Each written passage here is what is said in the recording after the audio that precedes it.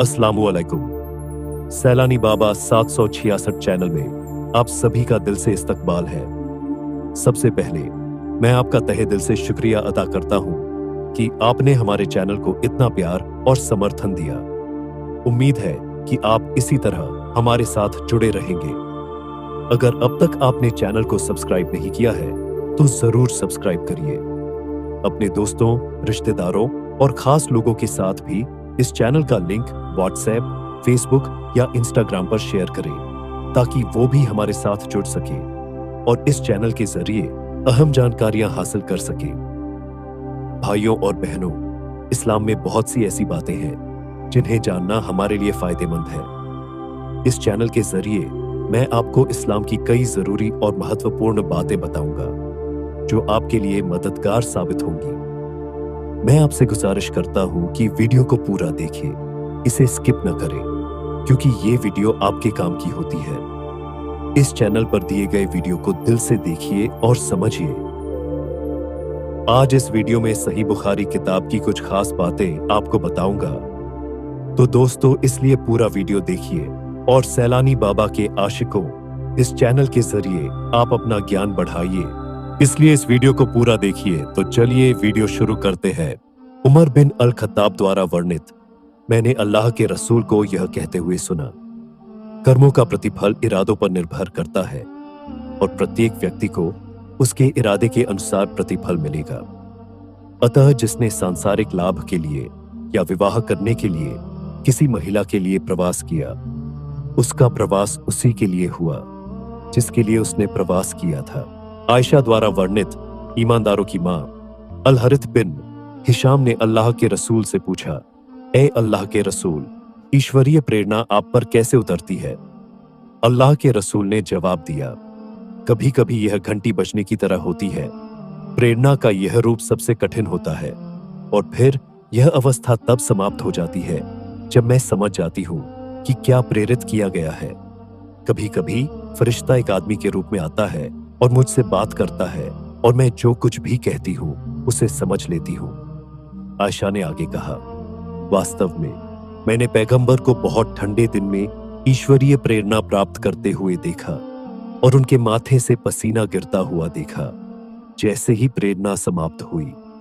आयशा द्वारा वर्णित, ईमानदारों की मां अल्लाह के रसूल को ईश्वरीय प्रेरणा की शुरुआत अच्छे सपनों के रूप में हुई जो उज्जवल दिन के उजाले की तरह सच हुए और फिर उन्हें एकांत का प्यार प्रदान किया गया।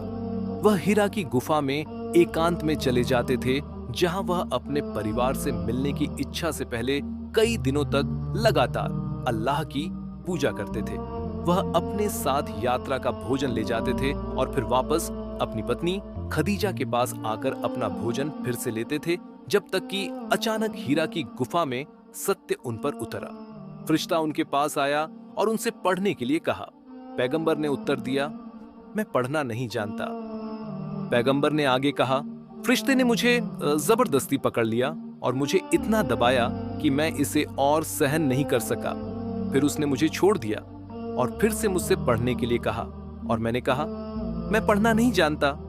इसके बाद उसने मुझे फिर से पकड़ लिया और मुझे दूसरी बार दबाया जब तक कि मैं इसे और सहन नहीं कर सका। फिर उसने मुझे छोड़ दिया और फिर से मुझसे पढ़ने के लिए कहा, लेकिन मैंने फिर कहा, मुझे पढ़ना नहीं आता, या मैं क्या पढ़ूं? इस पर उसने मुझे तीसरी बार पकड़ा और दबाया, फिर मुझे छोड़ दिया और कहा, अपने रब के नाम से पढ़ो जिसने सब कुछ मौजूद है पैदा किया है।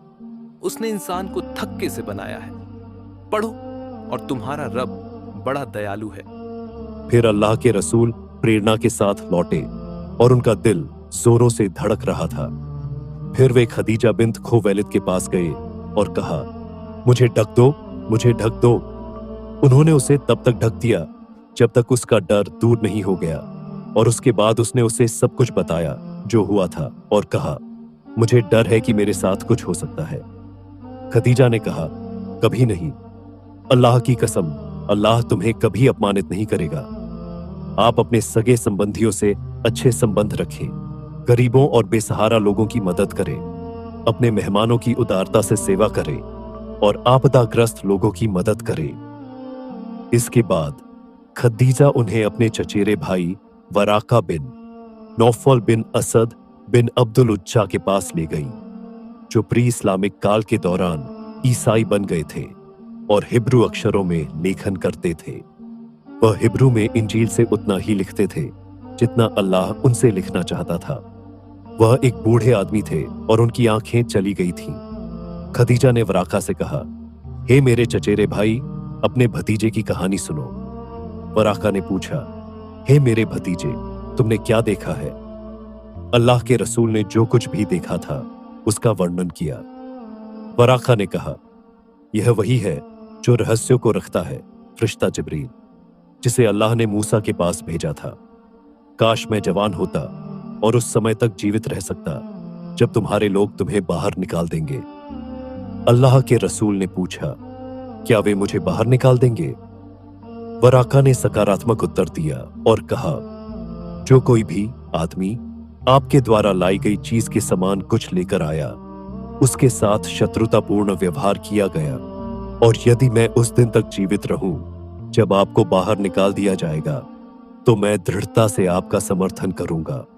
लेकिन कुछ दिनों के बाद वरका की मृत्यु हो गई और ईश्वरीय प्रेरणा भी कुछ समय के लिए रुक गई। जाबिर बिन अब्दुल्ला अल अंसारी ने पैगंबर के भाषण की रिपोर्टिंग करते हुए रहस्योद्घाटन में विराम की अवधि के बारे में बात करते हुए बताया, जब मैं चल रहा था, अचानक मैंने आसमान से एक आवाज सुनी। मैंने देखा कि वही फरिश्ता जो हिरा की गुफा में मुझसे मिलने आया था, आसमान और धरती के बीच एक कुर्सी पर बैठा हुआ था। मैं उससे डर गया और घर वापस आ गया और कहा, मुझे कंबल में लपेटो। और फिर अल्लाह ने निम्नलिखित पवित्र आयतें कुरान की प्रकट की, ए तुम यानी मोहम्मद कपड़ों में लिपटे हुए उठो और लोगों को अल्लाह की सजा से सावधान करो, यहां तक कि और मूर्तियों को त्याग दो। 74.1 से 5। इसके बाद रहस्योद्घाटन दृढ़ता से बार बार और नियमित रूप से आने लगा। सईद बिन जुबैर द्वारा वर्णित इब्न अब्बास ने अल्लाह के कथन की व्याख्या में कहा है, कुरान के बारे में, जल्दबाजी करने के लिए अपनी जीभ न हिलाओ। 75.16। कहा, अल्लाह के रसूल बड़ी तकलीफ के साथ वही को सहन करते थे और प्रेरणा के साथ अपने होंठ तेजी से हिलाते थे। इब्न अब्बास ने अपने होंठ हिलाते हुए कहा, मैं तुम्हारे सामने अपने होंठ हिला रहा हूं जैसे अल्लाह के रसूल अपने होंठ हिलाते थे। सईद ने अपने होंठ हिलाते हुए कहा, मैं अपने होंठ हिला रहा हूं जैसे मैंने इब्न अब्बास को अपने होंठ हिलाते हुए देखा। इब्न अब्बास ने कहा, इस प्रकार अल्लाह ने अवतरित किया कुरान के बारे में, जल्दबाजी करने के लिए अपनी जीभ न हिलाओ, इसे एकत्र करना और आपको, हे मोहम्मद, इसे कुरान सुनाने की क्षमता प्रदान करना हमारा काम है। 75.16 से 17।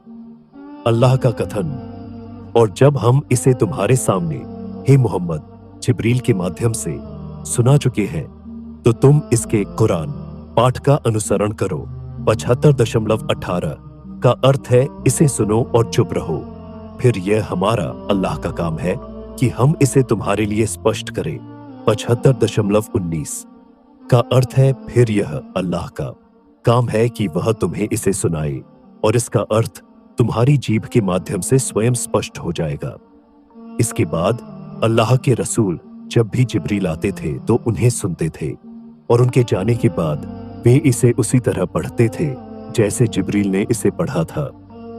इब्न अब्बास ने अल्लाह के कथन की व्याख्या में कहा है, कुरान के बारे में, जल्दबाजी करने के लिए अपनी जीभ न हिलाओ।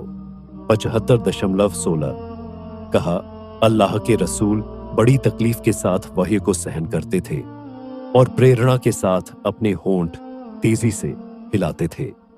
इब्न अब्बास ने अपने होंठ हिलाते हुए कहा, मैं तुम्हारे सामने अपने होंठ हिला रहा हूं जैसे अल्लाह के रसूल अपने होंठ हिलाते थे।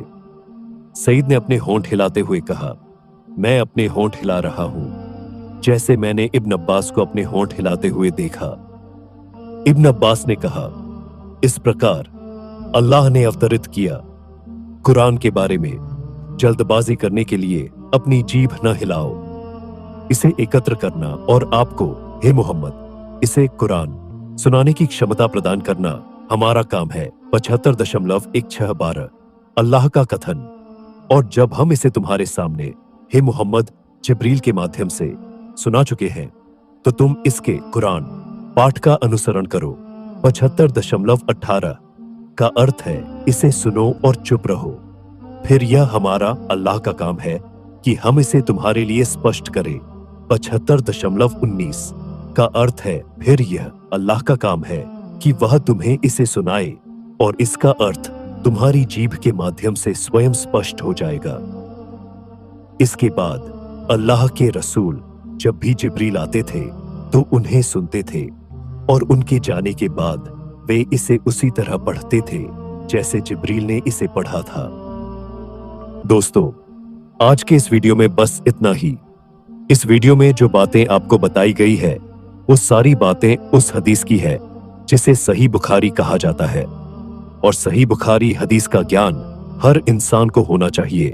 दोस्तों, इस वीडियो को हर मुसलमान को शेयर करो ताकि उसे भी ये जानकारी मालूम हो। इसका अगला पार्ट भी बहुत जल्द आएगा।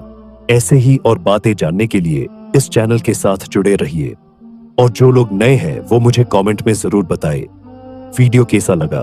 और हाँ, इस चैनल को सब्सक्राइब करना ना भूलें। जितने भी आपके ग्रुप्स हैं इस वीडियो को वहां पे जरूर शेयर करें। अल्लाह हाफिज।